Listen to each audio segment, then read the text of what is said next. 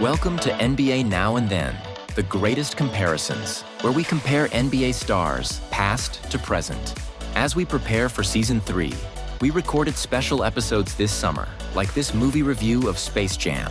Please enjoy the second part of this fascinating, behind-the-scenes look at one of the most iconic basketball films ever made, starring Michael Jordan and Bugs Bunny. So Act 3. Here we go. In the third act of Space Jam, the Toon Squad faces off against the Monstars in a wild, anything-goes basketball game. The Monstars dominate early, using their size and stolen NBA skills to rack up points and physically abuse the Looney Tunes while the crowd watches in shock. The Toon Squad looks hopeless until halftime when Bugs reveals Michael's secret stuff, which was just water, teaching them their confidence was inside them all along. Re-energized, they use zany Looney Tunes gags, dynamite, anvils, cartoon physics to mount a comeback. With seconds left, the score is tight, but the Monstars injure most of the Toon Squad, leaving them short on players. Final play, Michael takes the ball, leaps towards the hoop, and realizing he can use cartoon powers in this world, stretches his arm impossibly long to dunk the winning basket, kind of like the replay of Wemby on a fast break, but I digress. People were saying that, with the long arm. Defeated, the Monstars turn on Mr. Swackhammer, shrink back to their small alien forms, and give the stolen talent back to the NBA players. Michael returns to the real world, regains his baseball focus, and then makes his famous real-life comeback to the NBA. So there's Act 3. What stands out to you guys from Act 3? Question, was the Charles Barkley scene with the girls basketball players, was that 2 or 3? Wait, 2. Lucas, why was I going to say that? I wanted to retract my favorite scene. Yeah, that was pretty funny, too. That was Act 2. Go ahead, talk about it. And you saw Charles, like... He was acting all tough. He was like, what's up? No, but he was so disappointed, and like I believed it. And that scene was so unnecessary, but perfect. Hey guys, can I play? You could have done the movie without that scene, but that scene made the movie 20 I actually times thought that better. scene was funny. No, oddly progressive too. It was like having the girls basketball. Yeah, you don't. Yeah. She was like, "You're not Charles Barkley. You're Sony. Get out of here." I feel like they just needed to make the movie longer. So some writer was like, "All right, well, let's just like write something last minute," and they're like, they needed to fill like 3 minutes. They had Charles on set. Well, I will say, going back to Act 3 now, as a kid, seeing them drink the stuff got me inspired. And whenever I thought, like, when I was doing like soccer as a kid, like in elementary, middle school, and started playing basketball, whenever I needed some self-motivation, I pretended I was drinking the stuff. And I got a little bit more edge to my game. Speaking of secret stuff, is that the most popular scene from the movie? I think so. The secret stuff? I think so. Because you see all the Looney Tunes going crazy and stuff, and then you see Bugs getting all like, Olympian ripped and stuff. I gotta say, there's probably some executive at Gatorade kicking themselves. That could have easily been like Gatorade on there. Oh, yeah. That could have been great product placement. I mean, I know Gatorade started in the 60s, but it wasn't popular until late 90s, early 2000s. No, that's a good point. Yeah, because this would have been summer. They filmed this in summer '95, so Gatorade wasn't there yet. You can't forget, right before that, Bugs is like, sneaking around, labeling it. MJ's trying to give this speech at halftime. He's trying to get everybody riled up. He's and like, nobody was feeling it. He's like, who's with me? And they're just like snoring. They're sleeping. That's just an example of like really good writing. And you guys remember when they were introducing the Looney Tunes characters for the big game, and they're introducing all the, the Looney Tunes players, and then they introduce Daffy Duck, and they say, Daffy Duck! And then it's just crickets. Size. And he's like, very funny. Let's all laugh at the duck. You gotta have Daffy Duck. Without Daffy, Daffy is pretty much the cartoon version of Bill Murray. I agree. Humor. Yeah. I actually think Daffy Duck was the funniest Looney Tune in that movie. Oh, he was hilarious. He was funny, but you know who was like hilarious. Low-key also funny was Granny. Granny was funny. Yes. Yeah, Granny she was like, I can mess somebody up, and I'm just like, go Granny, let's go. And then the Toon Squad, the Monstars, the Sean Bradley guy was funny. Oh yeah, It's hilarious. Who voiced him, Ben?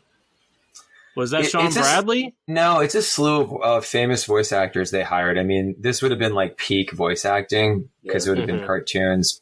Yeah, I mean, Dee Dee Bradley Baker, Daffy Duck, and he plays Taz. Danny DeVito. Yeah. There's this guy, Bob Bergen. He voiced Porky, Tweety, Marvin the Martian, Barnyard Dog, Hubie, and Birdie. There's a guy who voiced 6 people. Sean Bradley, Ben, when they're about to tip off at half court, Michael Jordan standing opposite that character. Sean Bradley looks down, cool shoes. He's got like the dude surfer voice. How did Sean Bradley lose that tip? How did Michael? Because it's Michael Jordan. Yeah, that's Michael the whole Jordan. Thing. It's supposed to be Michael Jordan's the best ever. So even against the tallest person. Look, you guys are missing the funniest scene when Foghorn Leghorn is going up against Sean Bradley's character, and he just balls up like fire in his mouth, and he spurts like a flamethrower, and he literally burns him, and is like, "Did you order original or extra crispy?" That was hilarious. That was funny. Yeah. Yeah, no, it was look, I think there was a lot of comedic points, and we could spend like a half an hour talking about all the comedic points in there. Mm-hmm.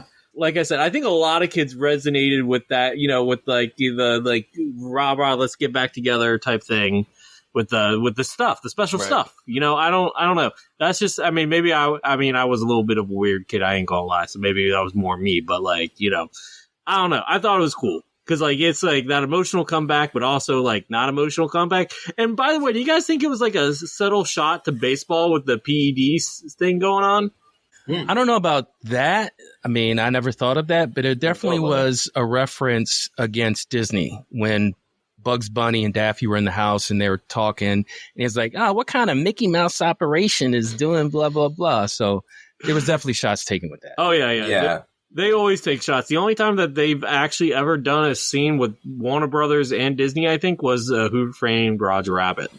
Yeah, I definitely could see that. No. Mickey and Minnie showed up at the very end of the movie. Okay. Oh, that's right. You know what? I don't think I've ever seen Who Framed Roger Rabbit. You haven't? It's pretty good. It's funny. This movie borrowed from how they were able to do that. Oh, the animation kind of stuff? Live action with animation. Yeah, that movie essentially perfected it. They're actually filming a movie about right now, kind of with a similar format. But Who Framed Roger Rabbit is like the OG, how they were able to figure that all out. Yeah. So the ending of the movie, I just want to touch on this real quick before Maurice goes into the impact of Space Jam. But how about the end of the movie with Bill Murray sitting on the bench with Larry Bird, lamenting that he lost a shot at the NBA? Like, that was a perfect way to end because MJ wins. He gives the talent back to Barkley and Ewing. Then he's in the baseball stadium, and then the movie ends the way it starts with "I Believe I Can Fly," right? Mm-hmm. And then MJ, the freeze frame where he's wearing number 45 against, I think, the Pacers, his first game back. Like, I thought the movie was a flawless ending. What'd you guys think?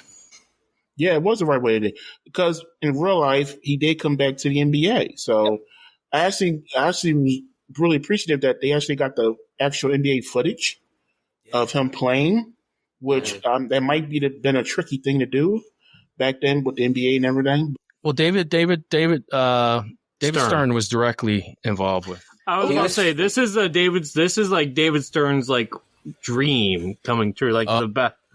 I mean, like, you had other basketball players acting and stuff. We're not going to talk about Shaq and Shazam, but like.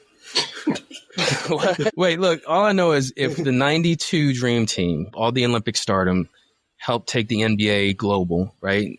Let's call that Mount Kilimanjaro. Mm-hmm. Space Jam took the NBA even higher to Mount Everest because this movie is so impactful. Which is what Maurice is going to get into. The difference is like 91 Dream Team, 92 Dream Team, 92 Dream Team made the game global, but Space Jam made it mainstream. Okay, see, I thought you were going to say like it made it cosmic. No. No, come on, no. I don't know. That's something that you would say. No, this isn't Thanos. This isn't, the end game. I don't know. I just thought it was like tied into the aliens. Anyway, all right. I think you're right though. Like the commercial success, it was a blockbuster. It made it mainstream and it made it culturally relevant. And Allen Iverson's rise to fame kept it culturally relevant. Yeah, this was it's interesting seeing all these guys in 95. We're sort of seeing this now in the league with like KD, Steph, LeBron, and then the younger generation ascending. Every like 15, 20 years you have this. And this was that, like MJ and his generation were kind of, and then this movie was great because then we all were getting excited. Like, it's like a farewell for them too. It was like Kobe, Iverson, Garnett, like were Tim Duncan. Yeah. And it was kind of, this came out in Kobe and Iverson's rookie year and Garnett's right. second. Yeah. That's interesting timing. That's really interesting. The NBA goes through a 15-year life cycle where you have... Yeah. We're in one right now with Cooper Flagg, like, and Wemby. Anthony Edwards is kind of in there, but yeah, these guys. Maxey. That was for you, VJ Combe. Yeah. All right. Jared McCain. Maurice, take it away, man. Take it away. All right, let's talk about the cultural impact, the long-lasting effect of Space Jam 1. First of all, let's talk about the music. The biggest hit, I Believe I Can Fly by R. Kelly, is literally the first thing you hear when the movie comes on. Yeah. Is I Believe I Can Fly. Over-under. We like doing over-unders here. Over-under. Yeah, over-under. Forgot about those. Throw. Yeah. On the Billboard Top 200, where did I Believe I Can Fly peak? I'm going. You're asking a guy that. Wait, what's the over under? I'm gonna say 1. It's got to be number 1. It was number 1. 3. It's got to be over. Over. Yeah, that song. It's over. That song had church choirs singing. Kids at graduation were singing it. Yeah. One of R. Kelly's biggest hits for sure. Yeah. He won a Grammy for it. He won a Grammy, yeah. It was actually 2. It peaked at 2. It was never the number 1. Oh, wasn't 1? No, it was number 1. It was 2. That's wild. Oh, yeah, right. It was 2. It was 2 on the top Billboard. 97 was a good year. There was 90s had I know I was young when in the 90s, but it had the best music. I will not. 97 was like peak hip hop too. It was like when right after Biggie died, so it's just hard to like R&B. Yeah. All right. Second, you had Seal, "Fly Like an Eagle," another great song. Like an eagle. Lucas, you've heard of this, right? Hold up, I thought time keep on slipping. Fly like an eagle. So, when I was a kid, I thought it was the same song, just different parts. Time keep on slipping. It does seem like a different... They're a moment, yeah. And they're both ballads. And I was about to say, this voices, I mean, like, not saying that they're the same singer or they did sound exactly the same, but as a little kid, they sounded the same to me. Who? Seal and who? And R. Kelly at the beginning. Oh, no. Definitely. No, as an adult now, So, I just wanted does to anybody point that out. who remembers the scene in the movie when that song came on? Which one? Fly like when he was doing his warm up after he got his shorts. Yeah, it's when he's prepping and he's kind of coaching the guys. Yep. Yeah.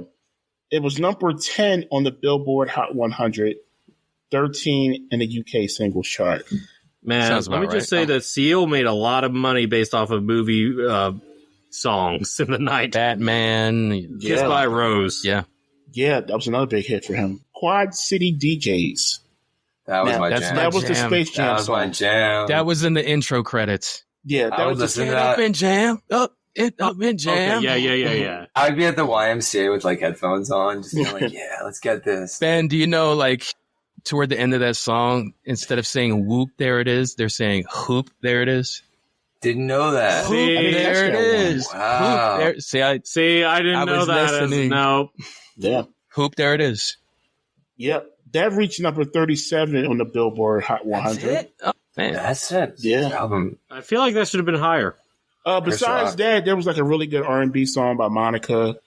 For You, I Will. Yeah, that was a really good record. I do remember that song. But besides that, that was the main, biggest hits from that Space Jam album. All right, so let's talk about some of the merchandise, the selling points for the movie, especially for kids. Now, this is when the Jordan 11s came out. Those are my favorite Jordans. So he came out with the Space Jam 11s, and that's like what they're called nowadays in They are, the sneaker okay. world. I didn't know what they were called. Yep. Yeah, they're like black and blue.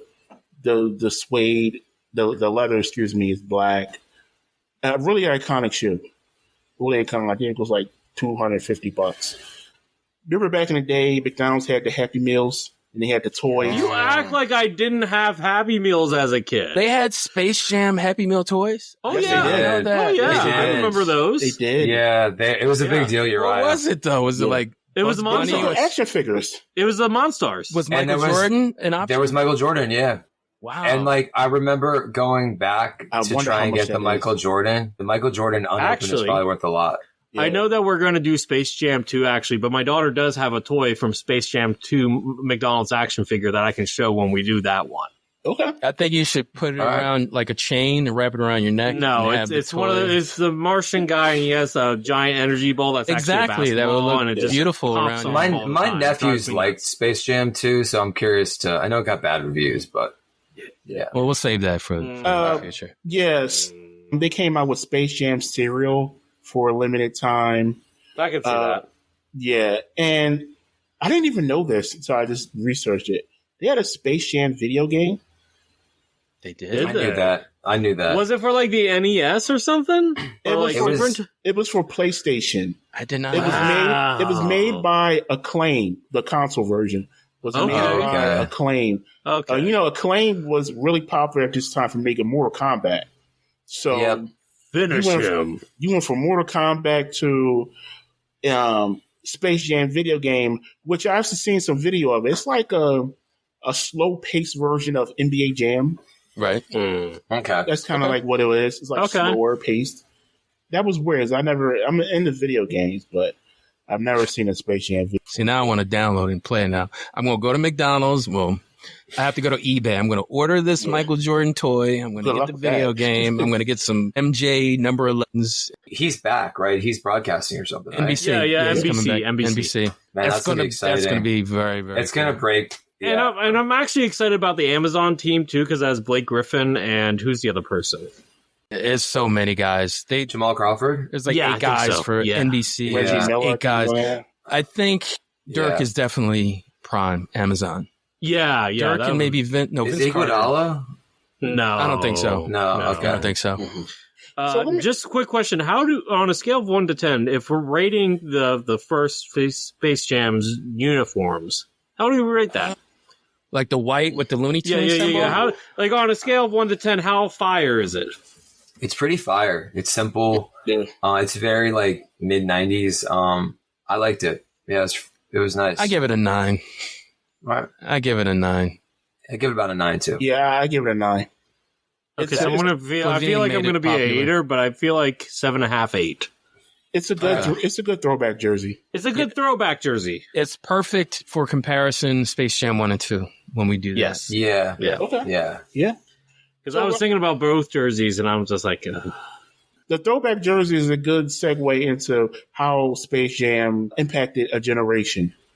Now, like you mentioned earlier. What you mean, Lucas? I mean, my generation, I was a kid. I was a tiny tot when that came out. Well, that's the thing about Space Jam. I mentioned that earlier. It hit multiple generations. It did because the soundtrack. Yeah. Yeah, It did. I mean, cartoons, basketball, Michael Jordan. Like, I think it impacted many generations. I mean, there wouldn't be a part 2 if it didn't impact That's fair. the next 2-3 generations. Mind you, this is 96. It's 29 years ago. And what Michael ended up doing the year it came out, or what he had just done, is pretty wild. Like, Went on to win championship. yeah, Only further his star power. MVP, Finals MVP, just yeah. So, Maurice, you're talking about the impact that Space Jam had on future generations. A few weeks ago, I traveled to California and I was staying with my friends M and J. And they have a son. I think he's 5 or 6. And he's the cutest kid. Loves basketball. Wanted to play me one-on-one. And this kid was good. Like crazy skills for a young kid barely in kindergarten. When I was out there, I got to learn what he liked. He loved dinosaurs and just a really smart, inquisitive young boy. And the one thing he loved more than anything in the world was Space Jam. So one night we're hanging out and we start watching YouTube. And I sat next to this little boy and he knew every line. He knew every song. And he was just fascinated by Bugs Bunny and Michael Jordan. So this movie was filmed 30 years ago this summer. This makes me think that this episode was meant to be recorded with you guys because I could not believe I was watching this whole movie, Space Jam. You know how kids, they'll get distracted, and no, he was locked in to every word that was coming out of the Looney Tunes and Michael Jordan playing. And he knew the players too. So I think the impact is relevant. I think it's real. And this movie's going to be around for a long time. Yeah, I felt like that kid rewatching this. Yeah. I was like, it brought me back all the like, damn, man. Basketball was life in the 90s, man. Like it just, it was. Yeah, it was so cool. It still is, but yeah. Take into account, I mean, this is a different era. No social media. It was so different. I'm just going to leave it at that. I wanted to talk about real quick, because Ben mentioned it earlier, the impact of the actual filming, the live action, or I guess they call it now CGI, right, Ben? Yeah. It's sort of live action with CGI, and so it's this sort of hybrid that they still use. He CGI'd Michael for portions of it. Yeah, the arm, obviously, and stuff like that. Turned into a ball, all that stuff, Yeah, but like the reactions, like even like I saw Jurassic Park, all the summer blockbusters, like half that stuff's done in the studio, and like they've got something giving them the dinosaur, right? Whether it be a person with a puppet, but they've usually got something that gets that reaction out of them. And this movie, and that's how they got Michael to do that. That one scene where they balled him up, Michael Jordan, into a ball, and they bounced him. The transition was flawless. Like he bounced, and you see his body unfold like naturally. And then there's another scene where Wayne Knight, he was like a balloon, and then he landed, and his body unfolded. So the CGI for that time period was actually very good. Yeah, and that was one thing when I first watched this movie as a kid. I was like, that kind of blew my mind because you don't see human beings on the same scene or shot with someone animated or a cartoon or something like that. Two films that really caught my eye early on was kind of the same thing. Was you mentioned Who Framed Roger Rabbit, but Lucas might remember. Not Lucas. Uriah might remember this. You remember the Michael Jackson video "Speed Demon"? Yes. With the rabbit? Yeah, it was like claymation type deal. That was really good. That was really good. That was like 80s. Yeah. Oh, you know what? Michael, the other MJ, he did stuff with cartoons too, right? In videos. I do want to point out the OG for all of this is Mary Poppins, of course. Yes. Yes. I think they did it first. Yeah, so there is a scene from Space Jam and a scene from Like Mike. I still haven't seen the full Like Mike, but that Michael Jordan and Allen Iverson share the same line. Do you guys know what they both said in different movies? No. Anything's possible? No, that's Kevin Garnett. So there's this, and I just, like Ben, watching it again, it just hit me. There's a scene where Wayne Knight falls, and then like Bugs is talking to him about, oh, this is Looneyville. We can do whatever. Before he knew that, Michael Jordan was like, how'd he do that? And then in Like Mike, when Bow Wow dunks, what does Allen Iverson say? How we do that? Shout out AI. Like AI was a Michael Jordan fan. Huge Michael Jordan. All right, so to close this out, I'm going to ask you guys a question. Will Space Jam still matter in 20 years? Yes. As long as NBA matters, Space Jam will matter. Probably if Michael Jordan's back in the frame. Yes. Let's say he's got like a 5 or 10 year run. I think it'll bring him back to a different generation. I don't know about 20 years from now. I think it will be. Yeah. But if there were a Space Jam 3, what current NBA star do you think would do the best in that role?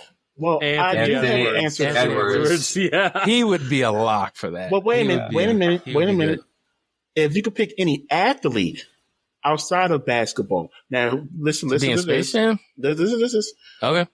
If there was a Space Jam, what would be the right word, Ben?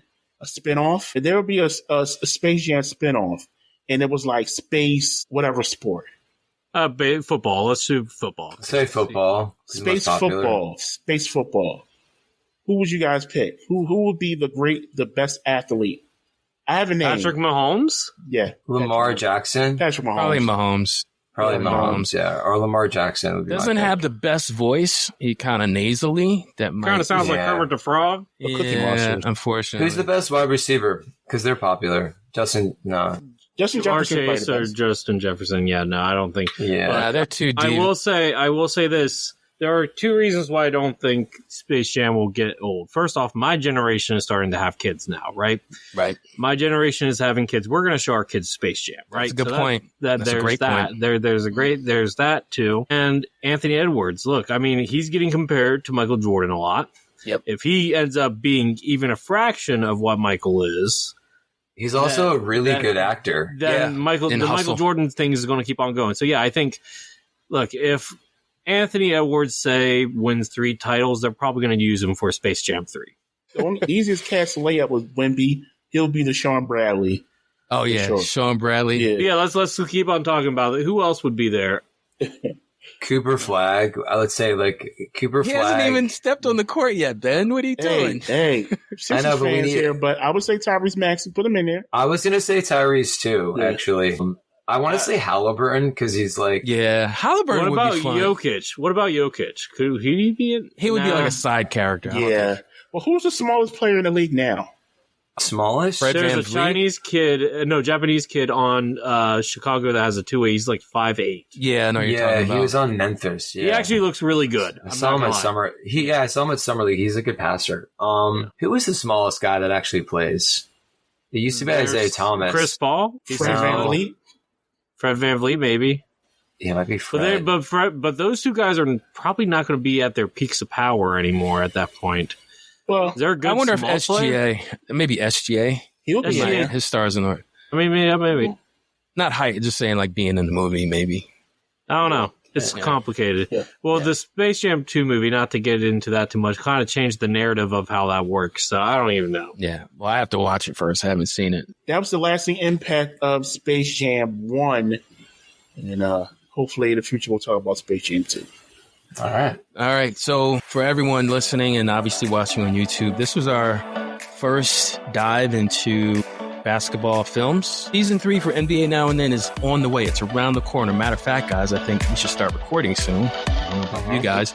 But our first episode will have a special guest host. We're going to be having Dusty Garza, who